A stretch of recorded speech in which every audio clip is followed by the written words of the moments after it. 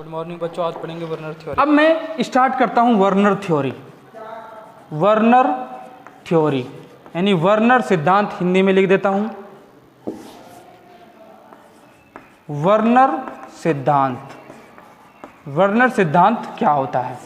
ठीक है, वर्नर सिद्धांत कुछ नहीं है। सबसे पहले कोऑर्डिनेशन कंपाउंड्स को, उपसहसंयोजक यौगिकों को एक्सप्लेन करने की कोशिश की थी वर्नर ने, अल्फ्रेड वर्नर ने 1892 में उपसहसंयोजक यौगिकों की व्याख्या की थी। उसने बताया कि जो संयोजकता है, संयोजकता दो प्रकार की होती है। एक होती है प्राथमिक, एक होती है द्वितीयक। ध्यान से देखना, एक होती है प्राथमिक और दूसरी होती है द्वितीयक। प्राथमिक संयोजकता किसको बताती है? धातु पर आवेश को बताती है। धातु पर आवेश को बताती है। अब धातु है तो उस पर धनावेश ही होगा, या दूसरे शब्दों में कहूं, धातु का ऑक्सीकरण अवस्था, धातु की ऑक्सीकरण अवस्था को बताती है। किसको बताती है? धातु की ऑक्सीकरण अवस्था को बताती है। क्या? प्राथमिक संयोजकता। और इसे डॉट डॉट से दिखाया जाता है। किससे? डैश से दिखाया जाता है। और नेक्स्ट है द्वितीय संयोजकता। यह है उपसहसंयोजक बंधों की संख्या, उपसहसंयोजक बंधों की संख्या को बताती है। क्या? उपसहसंयोजक बंधों की संख्या को बताती है, जिसे कहा जाता है उपसहसंयोजन संख्या। उपसहसंयोजन संख्या, कोऑर्डिनेशन नंबर। क्या कहा जाता है? उपसहसंयोजन संख्या कोऑर्डिनेशन नंबर द्वारा भी बताया जाता है। एक ही बात है। तो इसे उपसहसंयोजन संख्या को कोऑर्डिनेशन नंबर CN से रिप्रेजेंट करते हैं, और द्वितीयक संयोजकता को डैश लाइन से दिखाते हैं, वेज से, एक ठोस लाइन से दिखाते हैं। इसे प्राथमिक संयोजकता को डॉट डॉट से या डैश डैश से दिखाते हैं। और इसे क्या कहा जाता है? प्राथमिक संयोजकता क्या रिप्रेजेंट करती है? धातु पर कितना आवेश है, या मैं कहूं धातु की ऑक्सीकरण अवस्था क्या है। जितनी धातु की ऑक्सीकरण अवस्था होगी, प्राथमिक संयोजकता उतनी होगी। जितने उपसहसंयोजक बंध बनेंगे उसे ही क्या कहा जाता है? द्वितीय संयोजकता कहा जाता है। वर्नर ने क्या किया? वर्नर ने बताया कि जो हमारी प्राथमिक और द्वितीय संयोजकता है उसे एक एग्जाम्पल से समझा जा सकता है। कि वर्नर ने एग्जाम्पल लिया किसका? COCl3.XNH3, COCl3.XNH3। यहां X कोई संख्या है जो हो सकती है 3, 4, 5, 6। इस केस में वर्नर ने इस पर अध्ययन किया और उसने एक्सप्लेन किया कि प्राथमिक संयोजकता क्या होती है और द्वितीयक संयोजकता क्या होती है। पहले मैं एग्जाम्पल लिखता हूं किसका? COCl3.6NH3। जब इसकी संरचना देखी गई तो वो कुछ इस प्रकार की होती है। 6NH3 जोड़ूंगा। 6NH3 क्यों जोड़ा? क्योंकि जो अमोनिया है, अमाइन है, वो कोबाल्ट के साथ अच्छा बंध बनाता है। यानी पहले जो संयोजकता होगी वो किसके द्वारा सेटिस्फाई होगी? उदासीन लिगेंडों के द्वारा सेटिस्फाई होगी, जो बचेंगी फिर उसके बाद। और हमने देखा कि जो कोबाल्ट है उसकी जो स्थायी कोऑर्डिनेशन नंबर होता है वो यानी 6 लिगेंड कैरी करता है। कितने? 6 लिगेंड कैरी करता है। 6 लिगेंड की पोजीशन में, स्थिति में वो ज़्यादा स्थायी होता है। तो इसकी जो संरचना होगी कुछ इस प्रकार होगी। अब हमारे पास 3 Cl हैं। मैंने बताया था जो ठोस लाइन होगी, क्या ठोस लाइन होगी, वो किसको रिप्रेजेंट करेगी, किसको प्रदर्शित करेगी? वो करेगी द्वितीयक संयोजकता को। क्या ये क्या है? द्वितीयक संयोजकता, सेकेंडरी वैलेंसी भी कह सकते हो। ये क्या है? द्वितीयक संयोजकता है। जो हमारे Cl हैं उन्हें कहीं भी जोड़ सकते हो सुविधा के लिए। एक यहाँ जोड़ दिया, एक यहाँ जोड़ दिया और एक यहाँ जोड़ दिया। ये डैश डैश लाइन या डॉट डॉट लाइन क्या रिप्रेजेंट करती है? प्राथमिक संयोजकता। क्या? प्राथमिक संयोजकता। इस एग्जाम्पल में मैंने कहा COCl3.6NH3। पहले क्या करना है? पहले जो बॉन्ड हैं वो किससे सेटिस्फाई करने हैं? अमोनिया से। उसके बाद Cl लगाने हैं। यदि 6 अमोनिया हैं तो पहले 6 से सेटिस्फाई करेंगे, जो क्लोरीन है उसको डैश डैश से यानी प्राथमिक संयोजकता द्वारा जोड़ेंगे। तो हमारे क्लोरीन कैसे? प्राथमिक संयोजकता के रूप में। अब मैंने कहा था कि जो प्राथमिक संयोजकता है वो क्या रिप्रेजेंट करेगी? धातु की ऑक्सीकरण अवस्था। जब मैंने ऐसा लिखा तो इसका फॉर्मूला क्या होगा? CONH3 का होल 6 Cl। जब मैंने ऐसा लिखा, संरचना ऐसी लिखी, तो मैं कहूंगा कि जो ऑक्सीकरण अवस्था है, ऑक्सीकरण अवस्था है वो क्या होगी? प्राथमिक संयोजकता कितनी है? 3। तो मैं कहूंगा ऑक्सीकरण अवस्था भी क्या होगी? 3। ऑक्सीकरण अवस्था भी क्या होगी? 3 होगी। या मैं कहूँ जो धातु है उस पर आवेश कितना होगा? उस पर आवेश होगा +3। ऑक्सीकरण अवस्था क्या? +3। प्लस लगा दो। और द्वितीयक संयोजकता क्या रिप्रेजेंट करेगी? उपसहसंयोजन संख्या। क्या रिप्रेजेंट करेगी? उपसहसंयोजन संख्या क्या है? मैं लिख रहा हूं शॉर्ट में, कितनी? 6। अब जब ऐसा लिखता हूं तो इसका फॉर्मूला क्या होगा? इसका फॉर्मूला होगा CONH3 का होल 6 Cl3। क्या होगा? Cl3। अब मुझे पता है जब मैंने फॉर्मूला ऐसे लिखा तो हमारे पास ऑक्सीडेशन अवस्था का फॉर्मूला होता है X मेथड। क्या होता है? X विधि या X मेथड होती है कि भाई जिसकी ऑक्सीकरण अवस्था निकालनी हो उसकी क्या मान लो? X मान लो। तो मैं कहूँगा X प्लस NH3 कितने हैं? 6। और एमाइन की ऑक्सीकरण अवस्था कितनी होती है? आवेश कितना होता है? 0। प्लस क्लोरीन कितने हैं? 3। और क्लोरीन पर आवेश कितना होता है? नॉट एग्जैक्टली, मैं कह रहा हूँ chloride, as a chloride present होता है। तो क्लोराइड पर आवेश कितना होता है? -1 और इक्वल टू टोटल आवेश क्या है? पूरे मॉलिक्यूल पर 0 है तो इक्वल टू 0 लिखूंगा। तो मेरे पास ऑक्सीडेशन अवस्था क्या आएगी?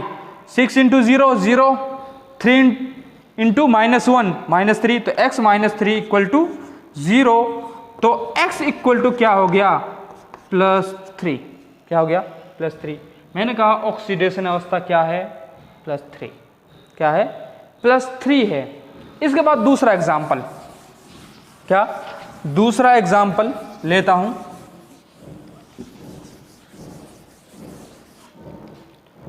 दूसरा जो मॉलिक्यूल है अपने पास वो है COCl3.5NH3। क्या? 5NH3। मैंने कहा स्ट्रक्चर बना, कोबाल्ट 6 बंद बनाएगा। पहले अमोनिया से सेटिस्फाई करूंगा। जब अमोनिया से सेटिस्फाई करूंगा तो ये क्या हो गई? प्राथमिक संयोजकता हो गई। तो एक अपने पास क्या है? क्लोराइड है। भाई 5 ही अमोनिया है ना, तो छठा क्या होगा? क्लोरीन ही तो होगा। तो क्लोरीन जोड़ा तो हमारे पास कितने बॉन्ड हो गए यहाँ? अब हमारे पास 2 क्लोरीन और बच रहे हैं, तो 2 क्लोरीन को कहीं भी जोड़ दो। किससे जोड़ना है? डॉट डॉट से। डॉट डॉट से। अब ये जो Cl है ये दो प्रकार की संयोजकता शो करेगा।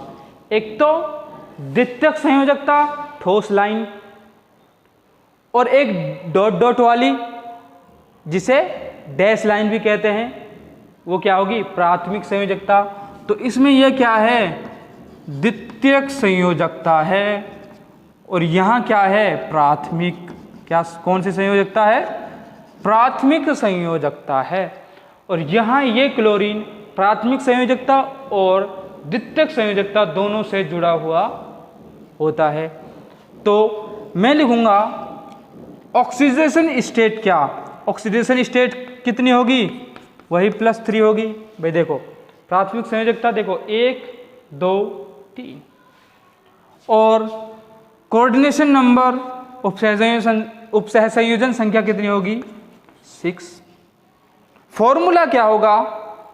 ये तो स्ट्रक्चर है। फॉर्मूला होगा CONH3 का होल 5। क्या होगा?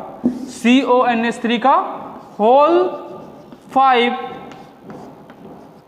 देखो बड़े ब्रैकेट के अंदर जो भी द्वितीयक संयोजकता बनाते हैं उन्हें सभी को लिखते हैं। तो यहाँ एक क्लोरीन द्वितीयक संयोजकता भी बना रहा है, तो मैं लिखूंगा द्वितीयक संयोजकता बनाने वाले एक क्लोरीन को, और 2 क्लोरीन हमारे केवल प्राथमिक संयोजकता बना रहे हैं, प्राथमिक संयोजकता से जुड़े हुए हैं, तो मैं लिखूंगा Cl2। तो संरचना ये दिख रही, और जो फॉर्मूला है वो रहा। क्या फॉर्मूला? वो रहा कि यहाँ ये 2 क्लोरीन हैं, वो इस कोऑर्डिनेशन स्फीयर के उपसहसंयोजन गोलक के बाहर होते हैं। 2 क्लोरीन या क्लोराइड आयन बोल दो, क्लोराइड बाहर होते हैं। उसके बाद एग्जाम्पल लेता हूं किसका? COCl3.4NH3। जब मैं 4NH3 लिखता हूं तो उसी प्रकार जैसे लास्ट के एग्जाम्पल लिखे थे, मैं लिखूंगा कितने NH3? 1 2 3 और 4। कितने NH3 है? 4। तो मेरे पास 2 संयोजकताएं बच गई, तो मैं 2 क्या जोड़ूंगा? क्लोरीन जोड़ूंगा। आप गैस कर सकते हैं कि अगला क्लोरीन कहाँ आएगा, कहीं भी लिख दो जहां आपको सुविधा लगे। मैंने यहाँ जोड़ दिया। ये क्या है? ये प्राथमिक संयोजकता है। क्या है? प्राथमिक संयोजकता है। और ये क्या है? ठोस लाइन क्या दिखा रही है? ये द्वितीय संयोजकता को रिप्रेजेंट कर रही है।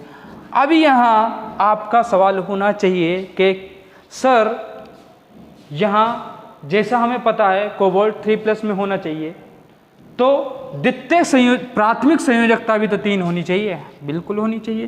तो ये जो क्लोरीन है प्राथमिक संयोजकता और द्वितीयक संयोजकता दोनों से जुड़े हुए होते हैं। क्या ये दोनों क्लोरीन दोनों प्रकार की संयोजकताएं बनाते हैं, प्राथमिक भी और द्वितीयक भी। ये हो गई द्वितीयक, ये प्राथमिक, प्राथमिक द्वितीयक। ठीक है, जो इसका स्ट्रक्चर तो ये हो गया, और जो फॉर्मूला होगा वो क्या होगा? थोड़ा सा मॉडिफाई करने की जरूरत है। यहाँ में हमारे पास NH3 कितने हैं? 4। अमोनिया अमाइन कितने हैं? 4। और तो क्लोरीन कितने हैं? 2। तो मुझे देखो ठोस लाइन से कितने क्लोरीन जुड़े हुए हैं? 2। बड़े ब्रैकेट के अंदर लिखूंगा। अमोनिया कितने जुड़े हुए हैं ठोस लाइन से? 4। अमोनिया कभी भी बाहर नहीं आएगा। मैं बता दूं, क्लियर कर दूं ऐसा क्यों कर रहा हूं, क्योंकि अमोनिया को बाहर लिखूंगा तो एक बात क्लियर होनी चाहिए, क्या कि जब हाइड्रोलाइजेशन करवाऊंगा तो जल में प्रेजेंट तो हो सकता है, लेकिन क्या इसका जलयोजन होगा? नहीं होगा। तो NH3 जब प्रेजेंट होगा ना, वो अंदर ही प्रेजेंट होगा, बाहर नहीं होगा।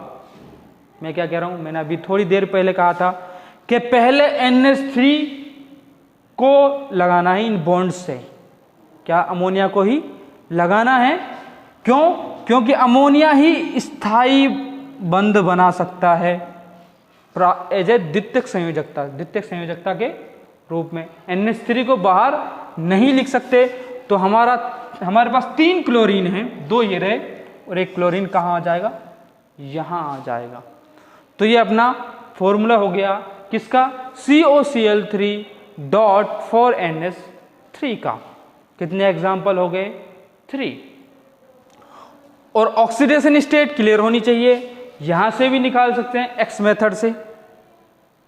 जैसे फर्स्ट एग्जाम्पल में मैंने एक्स मेथड से निकाला था, यहां भी निकाल सकते हैं एक्स मेथड से। सेकंड वाले एग्जाम्पल में भी निकाल सकते हैं। ऑक्सीडेशन स्टेट ऑक्सीकरण अवस्था +3 आएगी, और ऑक्सीडेशन अवस्था +3 होगी, और जो कोऑर्डिनेशन नंबर है, उपसह संयोजन संख्या है, वो क्या होगा, वो क्या होगी, 6 होगी।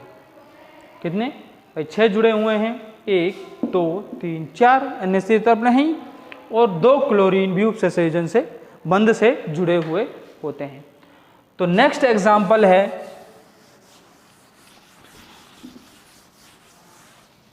वो होगा 3NH3। क्या, 3NH3। दोबारा लिख देता हूं, COCl3.3NH3। ऑक्सीडेशन स्टेट तुम्हें पता होनी चाहिए, +3 ही आएगी। स्ट्रक्चर की बात कर लेता हूं, CO,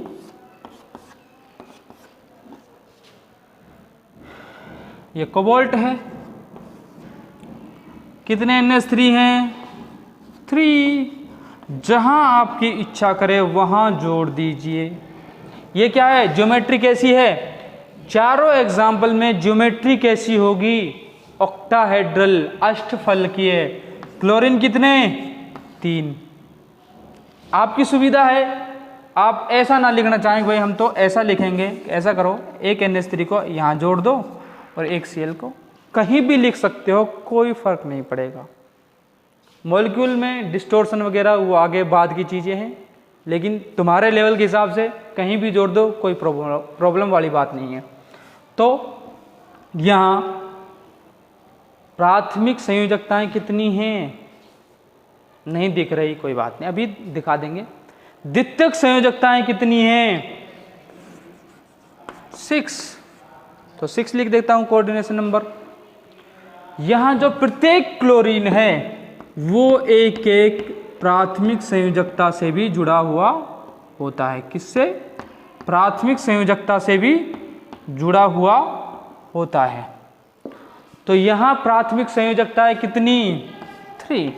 अब तो दिख गई प्राथमिक संयोजकता, और ये हो गई इसी में द्वितीयक संयोजकता, या ये भी द्वितीयक संयोजकता है। ठीक है, ये हो गई स्ट्रक्चर ऑक्टाहेड्रल अष्टफल के। बात करते हैं फॉर्मूले की। फॉर्मूले में जैसे लास्ट फॉर्मूले में थोड़ा सा परिवर्तन किया था, हमारे पास NH3 कितने हैं, 3, तो मैं लिखूंगा 3। Cl जो द्वितीयक संयोजकता से जुड़े हुए हैं कितने हैं, 3। ब्रैकेट के बाहर क्या आएगा, कुछ नहीं, कुछ नहीं। तो फॉर्मूला क्या है, CONH3 का होल थ्राइस Cl3। ये अपना फॉर्मूला आ जाएगा किसका, COCl3.3NH3 का। मैंने क्या कहा, वर्नर ने कुछ नहीं बताया, सिर्फ इतना बताया कि 2 प्रकार की संयोजकताएं होती हैं। प्राथमिक संयोजकता धातु पर आवेश को रिप्रेजेंट करती है, और द्वितीयक संयोजकता जितने उपसह संयोजक बंध बने हुए हैं, या मैं कहूं उपसह संयोजन संख्या को बताती है। प्राथमिक संयोजकता को डैश लाइन से और द्वितीयक संयोजकता को वेज या ठोस लाइन से दिखाया जाता है। मैंने 4 एग्जाम्पल लिए। पहला था COCl3.6NH3, उसका स्ट्रक्चर बताया।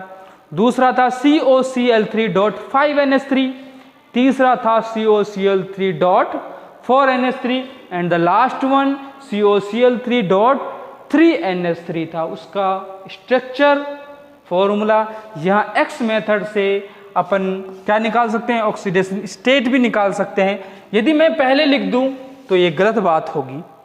क्या, यदि मैं ऑक्सीडेशन स्टेट पहले लिख दूं, यहां से निकालना चाहिए कि ऑक्सीडेशन स्टेट क्या होगी।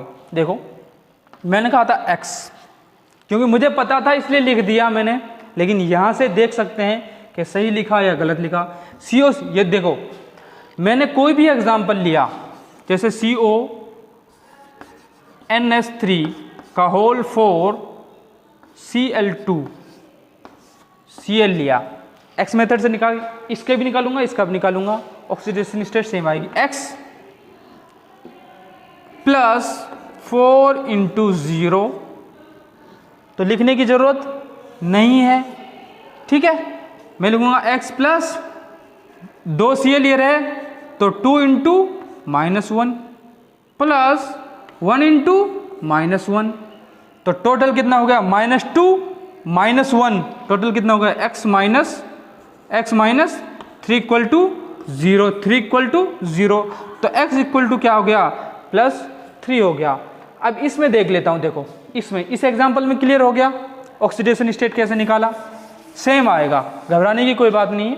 देखो मैंने कहा x, कोबाल्ट का क्या मानूंगा, x मानूंगा, तो मुझे निकालना है कोबाल्ट का, तो x माना तो 3 इंटू 0, क्योंकि अमोनिया के ऊपर कोई भी आवेश नहीं होता है, तो मैं लिखूंगा 3 इंटू 0 प्लस कितने क्लोरीन है 3, मल्टीप्लीकेशन बाई 1, क्योंकि मुझे पता है क्लोराइड के रूप में जब क्लोरीन प्रेजेंट होता है तो उसके ऊपर आवेश कितना होता है, -1, तो 3 इंटू -1 करूंगा और इक्वल टू 0, तो मेरे पास क्या आ जाएगा, x -3 इक्वल टू 0, तो x इक्वल टू क्या हो जाएगा, +3। ओके, तो यहां से क्या निकला कि ऑक्सीडेशन स्टेट +3 ही होगी।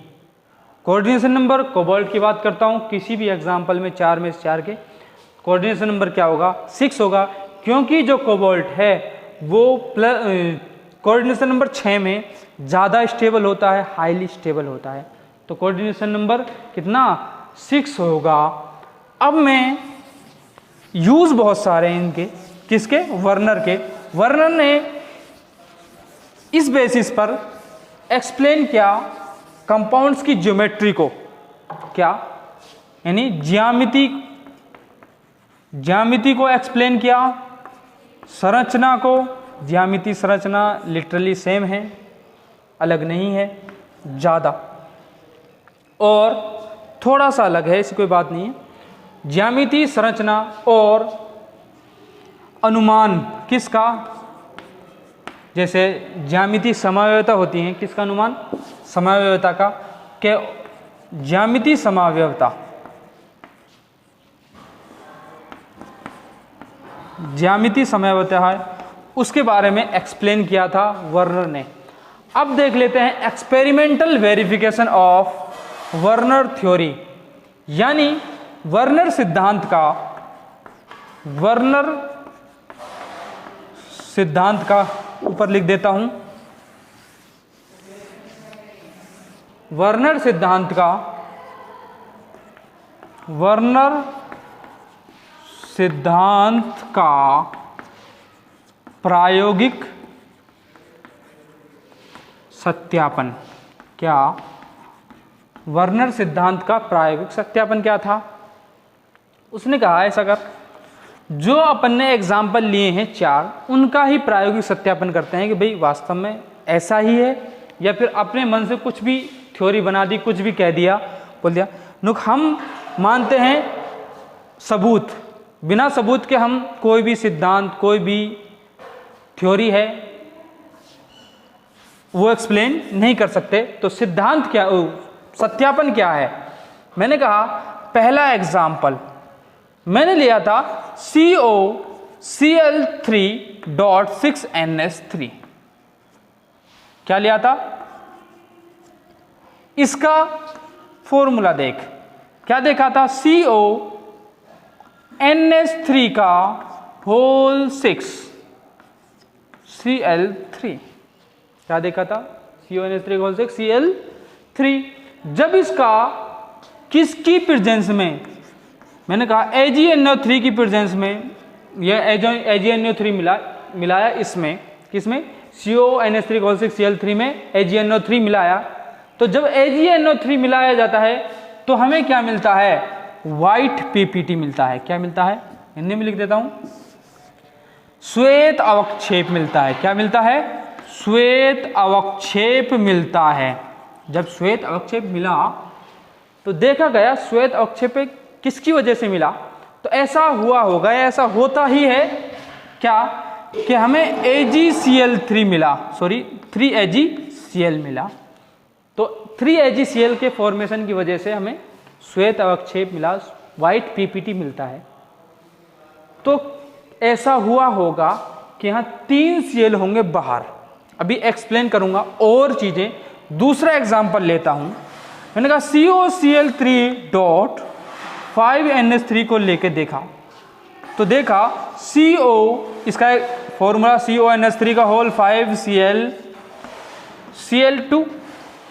यहां क्या मिलना, AgNO3 मिलाने पर 2AgCl, तो यहां भी अवक्षेप मिला, श्वेत अवक्षेप। तीसरा COCl3.4NH3 गिविंग, नहीं सॉरी, स्ट्रक्चर CONH3 का होल 4Cl2Cl। क्या मिलाया, AgNO3। क्या मिला, AgCl। क्या मिला, व्हाइट PPT मिला। चौथा COCl3.3NH3 गिविंग CONH3 का होल 3Cl3। ये क्या हो गया, ये फॉर्मूला हो गया। तो मैंने AgNO3 मिलाया तो मुझे क्या मिला, मुझे मिला नथिंग, मुझे कुछ नहीं मिला। ऐसा क्या हुआ कि यहां भी PPT मिल रहा है, यहां भी PPT मिल रहा है, यहां भी PPT मिल रहा है, यहां भी PPT नहीं मिल रहा, यहां PPT नहीं मिल रहा।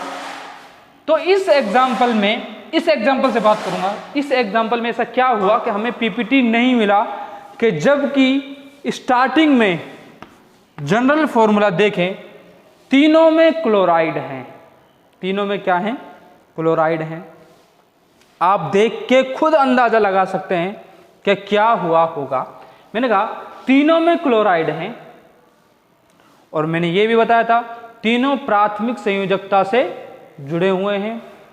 यहां एक बात जो मैंने स्ट्रक्चर में बताई थी कि यहां कितने क्लोरीन प्राथमिक संयोजकता से जुड़े हुए हैं, 3। यहां कितने प्राथमिक संयोजकता से जुड़े हुए थे, 3। यहां भी प्राथमिक संयोजकता से कितने जुड़े हुए थे, 3। यहां कितने जुड़े हुए थे, 3। सिर्फ क्लोरीन की बात कर रहा हूं। 3, चारों एग्जाम्पल में तीनों क्लोरीन प्राथमिक संयोजकता से जुड़े हुए थे। अब देखो उल्टी, यानी दूसरी बात करता हूं, क्या यहां कितने क्लोराइड आयन प्राथमिक संयोजकता से, सॉरी, यहां कितने क्लोराइड द्वितीयक संयोजकता से जुड़े हुए थे। फर्स्ट एग्जाम्पल में मैंने स्ट्रक्चर बताया था, कितने क्लोराइड प्राथमिक संयोजकता से जुड़े हुए थे, कितने जुड़े हुए थे, 0।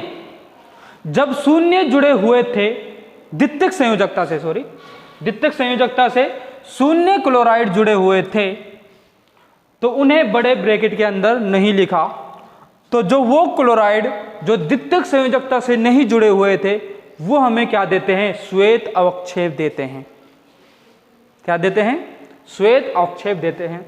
जैसे इस एग्जाम्पल की बात करूं तो द्वितीयक संयोजकता से कितने क्लोराइड जुड़े हुए हैं, द्वितीयक, ध्यान से देख, द्वितीयक संयोजकता से कितने क्लोराइड जुड़े हुए हैं। सेकंड एग्जाम्पल में आप देख के बता सकते हो, 1, ओनली 1।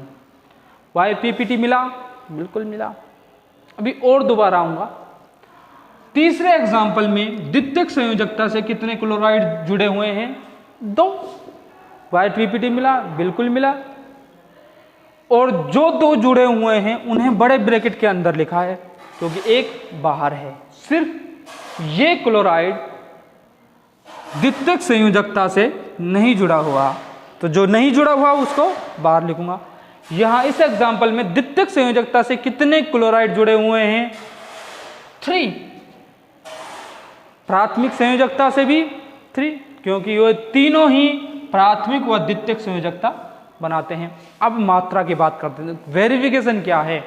इस एग्जाम्पल में द्वितीयक संयोजकता से 3 क्लोराइड जुड़े हुए नहीं है। ध्यान से नहीं सुना, देखो मैंने कहा, क्या कहा, यहां द्वितीयक संयोजकता से कितने क्लोराइड जुड़े हुए हैं? 0। तो यहां पीपीटी की जो मात्रा होगी वो ज्यादा होगी, और यहां जो पीपीटी की मात्रा होगी इसकी तुलना में कम होगी, और यहां उससे भी कम होगी, और यहां लास्ट में 4th एग्जाम्पल में पीपीटी बनेगा ही नहीं। अब वेरीफाई कैसे किया? कि मैंने वेरीफाई किया कि Cl जितने बाहर हैं उसके अकॉर्डिंग ही क्या मिलता है? वाइट पीपीटी मिलता है, श्वेत अवक्षेप मिलता है। इस बात को इस चीज से भी एक्सप्लेन कर सकते हैं कि जब इनका मैं हाइड्रोलाइजेशन करवाऊं, ध्यान से देखना, ध्यान से मैं करवा के बताऊंगा कैसे हाइड्रोलाइजेशन। देखो ये क्लियर हो गया होगा। देखो मैंने कहा 3 क्लोराइड बाहर हैं तो मुझे 3 AgCl मिला, यहां 2 क्लोराइड बाहर हैं तो मुझे 2 AgCl मिला। मात्रा डिफरेंट होगी ना, यहाँ 3 या 2, और यहाँ 1 क्लोराइड है तो यहाँ 1 ही AgCl मिलेगा, और यहाँ क्लोराइड बाहर है ही नहीं तो श्वेत अवक्षेप नहीं मिलेगा। इस बात को इस चीज से भी एक्सप्लेन कर सकता हूं। देखो दूसरा तरीका एक्सपेरिमेंटल वेरिफिकेशन का, दूसरा तरीका, पहला क्लियर हो गया, लेक्चर खत्म। दूसरा मेरा वाला देख लो, यहां इसका हाइड्रोलाइजेशन करवाऊं, देखो H2O में मिलाया, किस में? H2O में मिलाया, H2O में मिलाया, H2O में मिलाया, चारों को, ठीक है।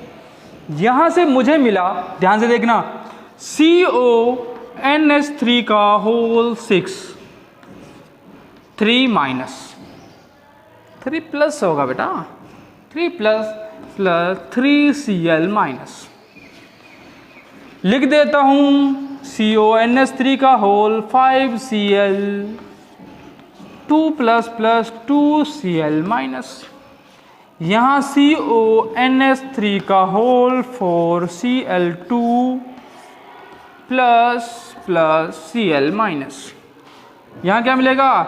CONH3 का होल 3Cl3, कुछ मिला क्या? हमें वही मिलेगा जो हमें पहले हमारे पास पहले था। जब हाइड्रोलाइजेशन करवाया, यहाँ कितने आयंस मिले? 1 प्लस 3 कितने हुए? 4। टोटल आयंस कितने हुए? 4। एक आयन एंड 2 आयन, कितने आयंस हुए? 3। और यहां नेक्स्ट एग्जाम्पल में कितने आयंस होंगे? 2। 1 एंड 1 2। यहां आयंस कितने हुए? 0, क्योंकि आयंस 4 भी नहीं होंगे, क्योंकि इसका हाइड्रोलाइजेशन नहीं होता है, जल अपघटन नहीं होता है। तो मुझे पता लगा कि 4 इसलिए मिले क्योंकि 3 क्लोराइड बाहर थे। यहां इस एग्जाम्पल में 2 क्लोराइड बाहर थे, इसलिए हमें 3 मिले। एक तो 2 और प्लस 3, 2 प्लस 1 3 हो गए। तो तीसरे एग्जाम्पल में 1 क्लोराइड बाहर है, तो जब आयनाइज्ड होगा, आयन बनेंगे, तो एक आयन तो ये हो गया और एक आयन ये हो गया। टोटल कितने हुए? 2 हुए। क्या हो गया? एक्सपेरिमेंटल वेरिफिकेशन हो गया, प्रायोगिक सत्यापन हो गया कि ये Cl3 अलग अलग प्रकार से बंधित होते हैं, इसीलिए अलग अलग प्रकार से श्वेत अवक्षेप मिलता है, या अलग अलग मात्रा में मिलता है, या आयोनाइजेशन करवाएं, जल अपघटन करवाएं तो हमें अलग अलग संख्या में क्या मिलते हैं? आयंस मिलते हैं। तो मैं देख लेता हूं आज तुमने क्या पढ़ा, इस क्लास में क्या क्या पढ़ा। कुछ खास नहीं, सिर्फ बताया कि वर्नर थ्योरी क्या होती है और उसका वेरिफिकेशन। वर्नर थ्योरी में मैंने बताया कि वर्नर थ्योरी में एग्जाम्पल लिया था COCl3.XNH3 का। पहला था COCl3 डॉट 6NH3, दूसरा COCl3 डॉट 5NH3, तीसरा COCl3 डॉट 4NH3, चौथा ऊपर लिख देता हूं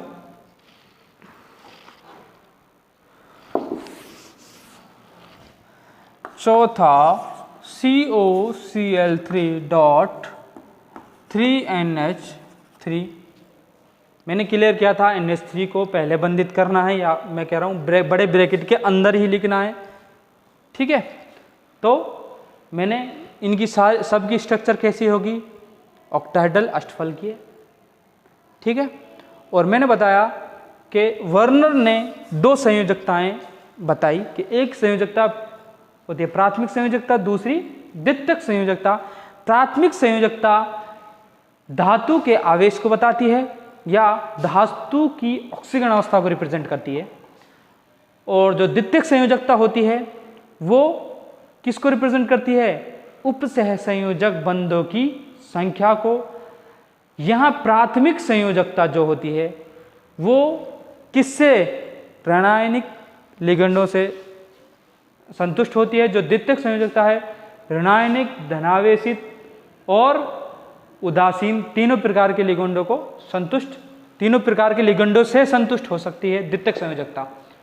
तो प्राथमिक संयोजकता को डॉट डॉट से या डैश से, और द्वितीयक संयोजकता को ठोस लाइन से, वेज लाइन से रिप्रेजेंट किया जाता है। ठीक है, उसके बाद मैंने एक्सपेरिमेंटल वेरिफिकेशन देखा, क्योंकि यहाँ जब मैं PPT मिलाऊंगा, सॉरी AgNO3 मिलाऊंगा, तो मुझे ऐसा होता है CONH3 का होल 6 Cl3 की वजह से मुझे क्या मिलता है, 3AgCl मिलता है। क्या मिलता है, 3AgCl मिलता है। और यहाँ CONH3 का होल 5 Cl2 क्या मिलता है, 2AgCl मिलता है। और यहाँ CONH3 का होल 4 Cl2Cl यहाँ क्या मिलता है, AgCl का 1 इक्विवेलेंट मिलता है। और यहाँ क्या मिलता है, PPT फॉर्म ही नहीं होता, PPT फॉर्म ही नहीं होता, प्रेसिपिटेट निरवक्षेप बनता ही नहीं है। क्लियर, जो बड़े ब्रैकेट के अंदर होगा उसका जल अपघटन नहीं होगा, या AgNO3 की प्रेजेंस में वो PPT देगा ही नहीं। क्या नहीं देगा, PPT। इसी के साथ एक एग्जाम्पल PTCl4.6NH3 के साथ भी आप ऐसे ही कर सकते हैं। ठीक है, कि भाई जो NH3 है, या XNH3 लिख लो, डॉट XNH3, PTCl4.XNH3, ये भी एक एग्जाम्पल है। इससे भी एक्सपेरिमेंटल वेरिफिकेशन कर सकते हैं वर्नर थ्योरी का। ठीक है, आई थिंक सफिशिएंट होगा। और देखो, मैंने लास्ट क्लास में तुम्हें बताया था कि भाई पहले तो हमें पता होना चाहिए भाई यूज़ क्या है, किसके, कोऑर्डिनेशन कंपाउंड के। दूसरा, कोऑर्डिनेशन कंपाउंड होते क्या हैं। तीसरा बताया था बंधन, बॉन्डिंग, आयनिक बंध होता है। देखो बेसिक्स लिए हैं मैंने, बंधन तो कई प्रकार के होते हैं, लेकिन जो चीज़ हमारे काम की वही बंधन बताया। उसके बाद बताया कि कोऑर्डिनेशन कंपाउंड्स में यदि एग्जांपल लिखूं तो जैसे CONH3 का होल ऐसा दूसरा लिख लो, NiCl4Na2। इस एग्जाम्पल में ये क्या होता है, कोऑर्डिनेशन स्फीयर, समन्वय सत्ता या उपसह संयोजन गोलक। क्या, उपसह संयोजन गोलक कहते हैं। और ये क्या है, प्रत्यायन है। उपसह संयोजक गोलक के अंदर क्या होता है, एक सेंट्रल मेटल आयन होता है, केंद्रीय धातु परमाणु होता है।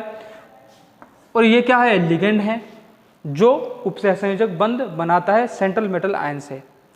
इसे क्या कहते हैं, लिगेंड कहते हैं। जो इसकी संख्या है, जितने उपसह संयोजक बंध बन रहे हैं उसे क्या कहा जाता है, उपसह संयोजन संख्या। उसके बाद देखा मैंने कि उपसह संयोजक यौगिकों के प्रकार पहले जलयोजित करवा के 4 प्रकार के, और दूसरे प्रकार बताया था, दूसरा आधार बताया था कि लिगेंड्स के टाइप के प्रकार कर होमोलैप्टिक, हिंदी में लिख देता हूं, होमोलैप्टिक और हेटेरोलैप्टिक। क्या बताए थे? हेटेरोलैप्टिक। ठीक है, ऐसे कंपाउंड, कोऑर्डिनेशन कंपाउंड जिनमें एक ही प्रकार के लिगेंड्स प्रेजेंट हो, ऐसे कंपाउंड जिनमें एक से ज़्यादा प्रकार के लिगेंड्स प्रेजेंट हो, उन्हें हेटेरोलैप्टिक कंपाउंड्स कहा जाता है। आज के लिए इतना ही, मिलते हैं नेक्स्ट क्लास में। ठीक है।